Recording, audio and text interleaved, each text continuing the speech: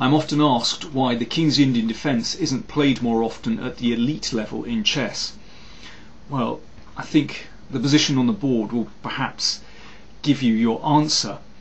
Look at White's space advantage here, and look at Black's pieces rather cramped behind the first three ranks. This is the position after 17 moves from the game between Mamedyarov and Nakamura from round 7 of the FIDE Grand Prix in London, and this is my play of the day. Let's see what happened. Nakamura, of course, has made a speciality out of playing the King's Indian defence and revels in fighting back. Let's see how he got on today. Well, he tried to counter White's space advantage by playing c5, looking at getting play down the c file, maybe looking at playing a piece into d4 later on.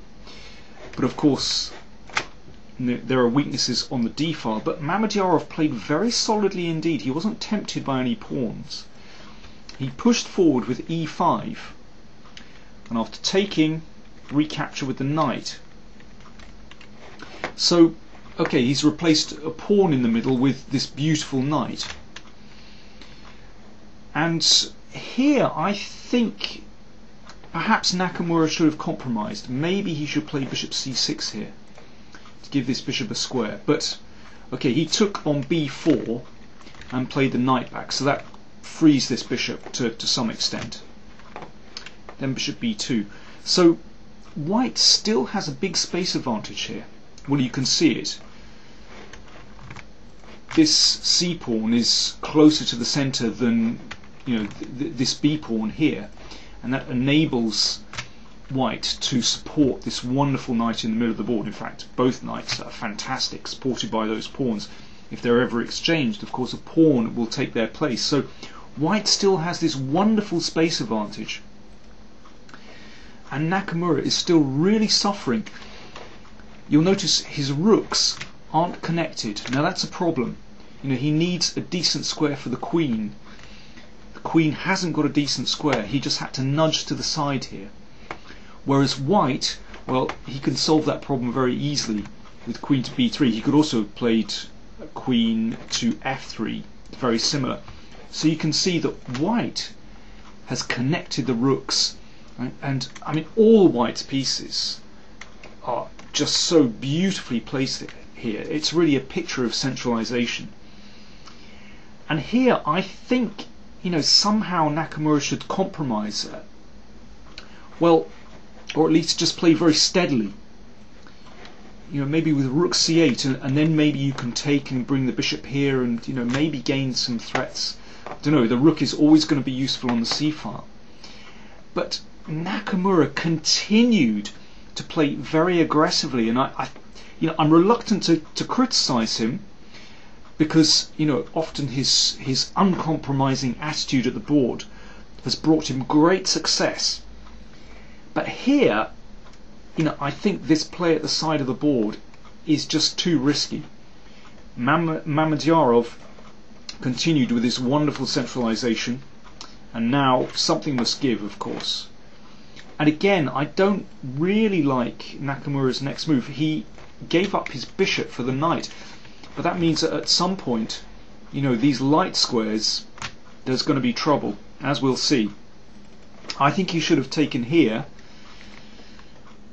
and well, at least he still has that bishop, which may come in handy for blockading here. For example, if White pushes on, then you can blockade on d7 and it gains some kind of solidity in the position, a kind of foothold.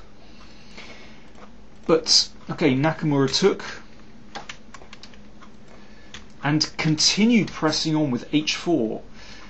The problem is that, okay, I know, of course, he's trying to undermine the f4 pawn, but unless you have your pieces around to help you do that, then this could just weaken your own king, and that's exactly what happened. White just pressed through the middle. Threat on f7. Mamedyarov took, queen takes g3, and knight h5. Okay, this is Nakamura's strategy, but the thing is, White is so strongly placed in the centre of the board that in fact white can deal with this very, very easily. And now, again, f5. Now this is really, really loose indeed. Now the diagonal's open. Now g6 is weakened. And Nakamura would really like a light squared bishop to cover these squares, but it's no longer there. Let's see what happened. Again, it's very uncompromising play from Nakamura. Instead of worrying about these light square weaknesses, he's focusing on the prize of the f4 pawn. But you just have a look at this d pawn storming through the middle, and this just cuts black's position in half. Okay, rook f1, just protecting the f4 pawn. Okay, the king tries to find some security on h7, fair enough, but white is still in total control here. You can see, well, the rooks just won't gain any freedom at all while the pawn is on d7, and I think objectively black is already lost in this position. Queen e7 played, and now queen c5, just offering exchange of queens, and this is a tough one. The queen is going to come down here. Well, we've got perhaps a rook coming to d6, cutting across here. I mean, I think black is lost. Nakamura exchanged and played knight e6. Again, simple chess from Mamedyarov. He just protected his pawn here, allowing knight takes f4, but knight f7 is crushing actually. So the rook is threatened. If knight takes g2, we can just take on d8, take here. White is the exchange up here, and of course with this fantastic pawn, so it's going to be an easy win. If black attempts to win the pawn on d7, in fact it's to no avail. White can just double on the d file, and black cannot escape this pin successfully. For example, here we'll just rook across and we win a piece, so that will be an extra rook. So rook f8 played, rook takes knight, and now it's pretty horrible. I'm afraid black gets cut to shreds on the light squares. There is nothing to be done here, and the end was not pretty for Nakamura. We'll just see the finish. Check here, and now mate threatened on g8, and something horrible here as well, and the rook. The game finished bishop e5, check, and that was taken, and here Nakamura resigned. Let's just see why exactly. If king takes rook, we can give a check, and if, well, let's say king g7, you can give a check here. King across, and you just take on f7, and the pins win for white. So yeah, that's why the King's Indian isn't played too often at the elite level. Sometimes you just find yourself so short of space, and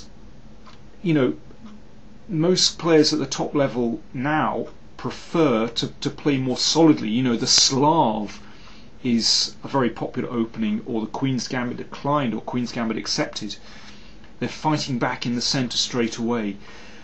But I repeat, I'm kind of reluctant to criticise Nakamura, because he has had great success playing double-edged systems.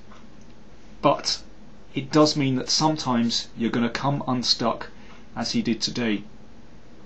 Gelfand also won today, so he continues to lead the tournament, but Mamedyarov is right behind, just a half point behind. So we're in for an exciting finish. Thanks for watching.